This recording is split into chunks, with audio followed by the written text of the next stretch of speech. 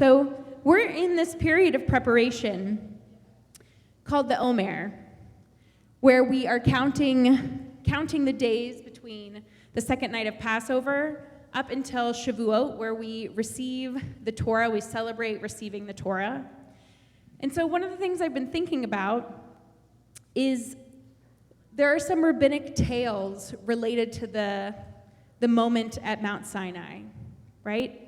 So the rabbis talk a lot about what was this moment like. We have some details from the Torah, but there are a couple stories. Story number one, I'm going to share two with you.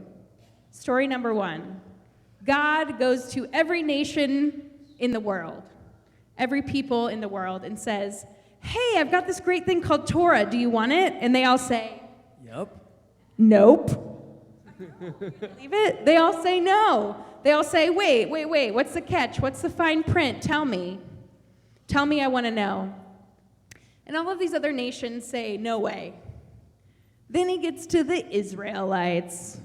God gets to the Israelites and says, hey, I got this thing called Torah. Might you want it? And the Israelites say, they say, yeah, we don't need to know what's in it. What a gift. You want to give this to us? We feel so lucky. We feel so lucky. So we have this story where we're pretty much the last pick for the kickball team. And that's how we got Torah. Then the rabbis have another story, which is probably just as good. So when we tell the story, we talk about being at the foot of Mount Sinai. But the Hebrew actually uses a word that means under, tachat, being under Mount Sinai. So there becomes a story of when we're standing at Mount Sinai, it's actually God is holding the mountain above our heads, if you can imagine. I'm not God, so I can't do that. I'll work on it. But God holds Mount Sinai over the Israelites' head and says, hey, do you want this Torah? If you say yes, I won't kill you. I won't drop it.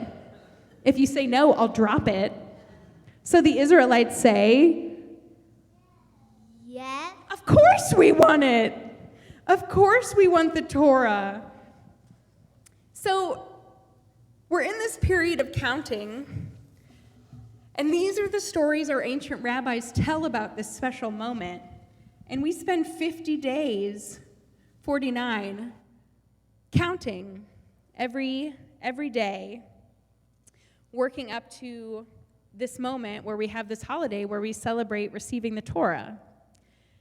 And I just felt that was kind of strange. So I was wondering what it means to have these two stories, and maybe it's that there were people who experienced it both ways. There were people who were at the foot of Mount Sinai and experienced receiving the Torah as the greatest gift they could have ever imagined. We already said Ahavat Olam, one of the prayers we recited tonight, was us thanking God for giving us the greatest gift, which is Torah.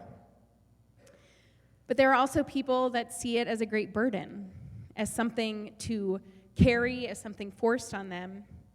But these are all part of the Jewish people. So when we're in this period of the Omer, and we're wondering, how are we going to receive Torah?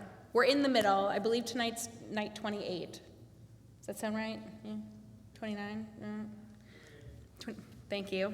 See, I did my research. And we're also in Parshat Emor. Right, Alyssa? Yes, she's ready. Bar mitzvah. And I thought it was really interesting that Emor, which is Aleph, Mem, Vav, Resh, is similar to Omer, which is Ayin, Vav, Mem, Resh, many of the same letters.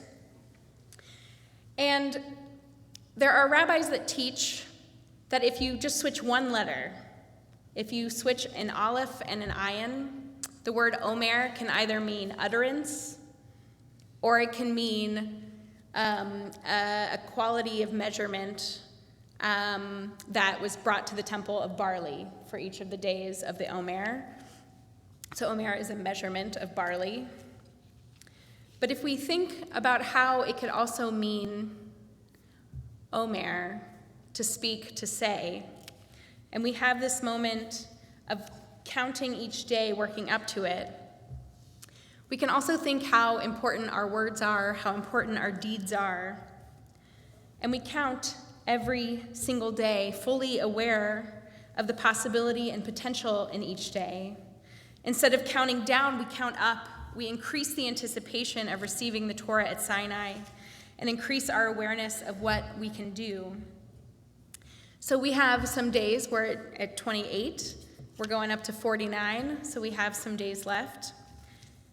And although omer is a measurement of grain, I want to challenge you to think of it as a measurement of gain, as something you can gain in your lives, as a moment to really stop and think about what are the words that you regret from that day? What are the things you want to say and do differently the next day? Fortunately or unfortunately, Judaism constantly asks us to evaluate who we are and the decisions we're making. We are very, very aware of that during the high holidays, but there are always opportunity after opportunity during the year to continue doing that. So here we are with the omer counting and trying to think about how we can make our words and our deeds count. The blessing for counting the omer is Baruch atah Adonai Eloheinu melech haolam asher kitshanu b'mitzvotav v'tzivanu al sefirat ha'omer. Blessed are you, Adonai, our God, sovereign of the universe, who has sanctified us with your commandments and commanded us to count the omer. But we could also translate it instead if we switch the ayin and the aleph. As blessed are you, Adonai, our God, sovereign of the universe, who has sanctified us with your commandments and who commands us to make our words and deeds count. So whether you have your own story of what might have happened at Sinai, or you connect more with the story of us being the last pick at the kickball field, or the story of having Mount Sinai held above our heads when we have to agree to accept the Torah, this period is really about making us worthy of accepting Torah.